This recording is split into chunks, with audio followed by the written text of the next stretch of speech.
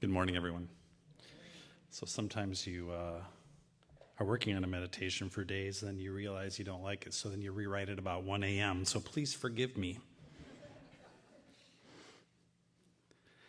I offer a meditation on the question of home. I'm going to get this out of the way right now. September is my favorite month.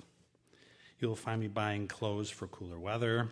You'll often hear me rocking out to that Earth, Wind, and Fire song in my car. I'll put mums out on the patio. There'll be talks of color tours and the push to get the last warm weather days full of things before the hibernation days begin. September in my mind means that turn to autumn, with sweaters and apples, golden sunsets on the beach with big waves and long shadows, counting flocks of geese as they head somewhere else. And I always wonder, do geese call home where they're leaving from or they're going to? There'll be sunflowers and colorful trees and hiking. And I suppose if I were to unpack some of the feelings around why September has this draw for me, I would find a lot of childhood memories about returning to school and reconnecting to old friends not seen for months, and that more time spent at home in the evenings as darkness takes hold sooner, and that whole nostalgia around being in a place, a known and sure commodity.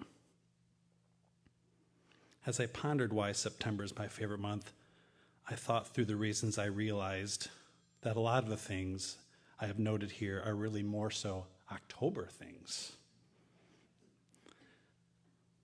I have attributed these things in error, perhaps. 4 days into the month, and I have worn shorts more than jeans. Sweaters still hang in the closet. I have still stood in Lake Michigan in the evenings. My coffee is still of the cold variety when I order. Sure, football has started, but tennis is still happening, right? Summer flowers still bloom, and leaves are still green.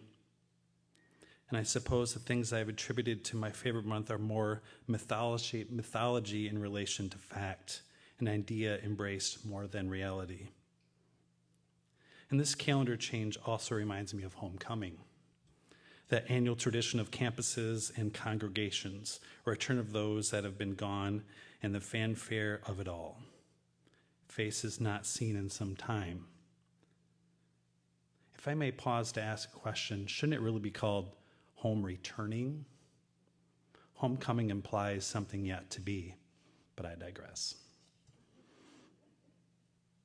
I wondered this morning if I'd see some unseen faces that I haven't seen in a while, because there's something in the air, a whisper that says, return. Home, it implies. Home, as Simon and Garfunkel said, where my thoughts are escaping, where my music's playing, where love lies waiting silently for me. But man, home is complicated. Spent a lot of energy working to get out of it. How many times did I say growing up, I can't wait to get out of here? And yet here I am in a reasonable proximity to the town of my childhood, close, but not quite there, I remind you. I can visit, drive up and see all the old places, visit family, a lot of mythology around home. It is potent as truth. They often push one another in my thoughts to see who will win. Sometimes the things attributed to home are more hopes that if we believe it so, then it can be so. Much like me in September. Return and it become real, even just for a moment. I'll tell you now, I'm not well versed in the mythology of that whole Adam and Eve in the garden thing. The kicking out part seems more the point of the tale in my mind. Unable to return, but wanting to, I am sure, when the whole wide world invokes fear and trembling. I had this image of the two, wanting to get back outside the walls of the so-called paradise with all the worldly knowledge, thinking, man, sure would be great to get back in there so I could tailgate with all my old friends.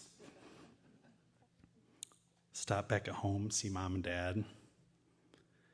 They would return and have that experience we all have had where when we arrive to where we grew up, our old neighborhoods, our old home, everything seems so small.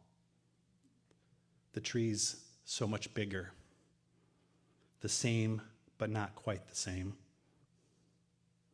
Time has moved on.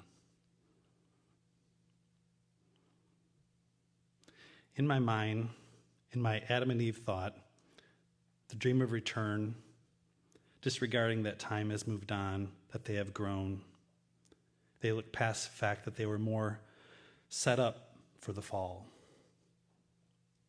They overlook the snakes and the trees and the wicked and the dark and want to go back.